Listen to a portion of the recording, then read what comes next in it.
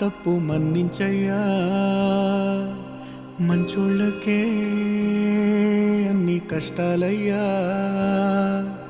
వెళ్ళిరయ్యా సెలవని అంటాంది కంట తడి, ఉండలేక నీ ఎంబడే వస్తాంది గుండె సడి.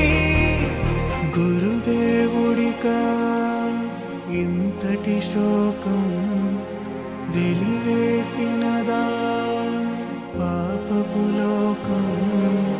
మహారాజయ్యా మహారాజయ్యా